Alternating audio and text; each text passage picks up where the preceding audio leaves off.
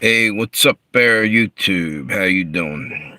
Um, Tried to do a live stream earlier and was just left the Dollar Tree and hopped in my car, set up my live stream, and pulling out of the parking lot. And some asshole who I saw in the damn Dollar Tree, he had a whole basket full of stuff pulled in front of me in line. I had three little items. Pissed me off there. Didn't say nothing. He didn't let me go in front, right? So I'm out in the parking lot and I'm pulling out. I'm reversing it and I'm looking. There's cars everywhere. And this guy pulls up and stops. I couldn't even almost move my car. He was like right behind me. I'm trying to get out and he wouldn't move. It was the same asshole. I freaked out. I just started doing a live stream, like, you fucking asshole. Whatever. I had to delete it. I had to get it off there because I got past them and I deleted it. So anyway, what I was trying to do earlier was talk about all the shit going on up in all these college universities. Uh, Here's the deal: all these kids are gathering, protesting, and all this, and they all got these tents. And in all the different colleges, all of them have the same type of tent. Someone speculated that someone's financing this. There's no way they randomly would have a fire sale on tents, and they got the same. Everybody got the same exact tents out there. This is organized. This is communism 101, and their professors in the colleges are putting them up to it, or and George Soros money or somebody's backing this up. Black Lives Matter, whoever the hell it is, someone's doing this, and soon enough you're going to have George Floyd style riots where it's going to get out of hand and they're going to burn down buildings and everything. And I think they need to be held accountable this time around. I mean, give them the works, You go and do the shit that you did last time, you're paying through the nose. You're not going to get away with victimizing half of America and nothing happens to you. We got to stop that bullshit. That's why there's so much crime. And then the Democrats are hiding it. They're not including it in the statistics with all the crime that's out there, just to make it look good for Joe, the boss, Joe Biden, the criminal underboss or mafia boss. It's in the White House. It's bullshit. I can't even believe there's no justice system at all, really, when you look at it like that. What was the one thing I was starting to talk about earlier on the live stream, or was going to talk about, and it interrupted, and I had to kill it and start it over now. The other thing was bird flu. I did this earlier on another thing.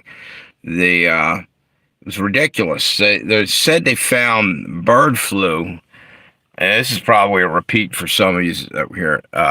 Bird flu was in what do you call it, pasteurized milk.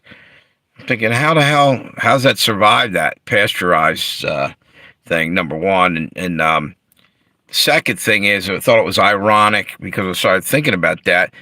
And I said, the Amish are getting harassed by the government because they're selling raw milk. It's not even pasteurized. And you hear pasteurized milk's got bird flu in it, which is bullshit.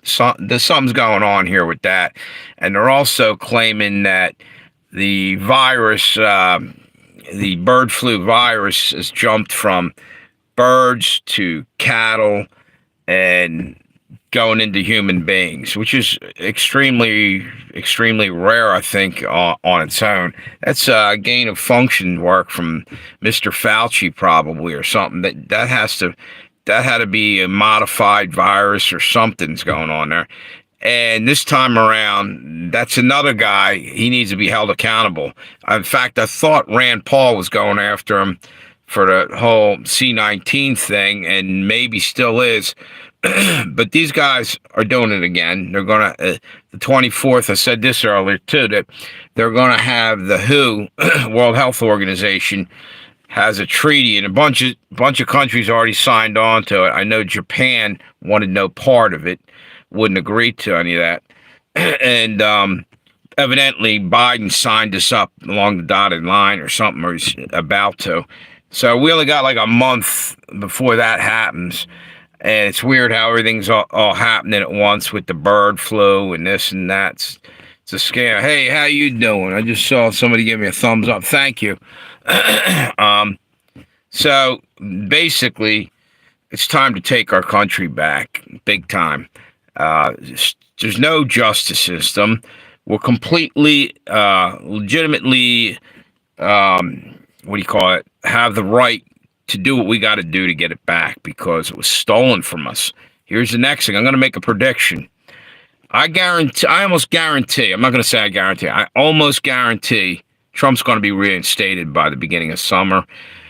I'm saying maybe late May, and people are going, nah, that's not going to, yeah, it will. I bet you it will. Now, I heard someone else saying this just recently, like literally, I think yesterday, Sidney Powell, who was a Trump lawyer, you know Sidney Powell, the Kraken whole thing. I don't know if you followed all that. She said, she's in the clear now, by the way. She got out of trouble. They were going after her. She said that she believes that Trump will be reinstated by summer. And you know what? I'm telling you, I really believe that. I've had a dream about something very similar, what she said. I've heard other people suggesting that because nothing like Sidney Powell was saying this part, nothing like this has ever happened. And he basically had everything stolen. And one by one, the dominoes are falling. I should say Dominion machines are falling.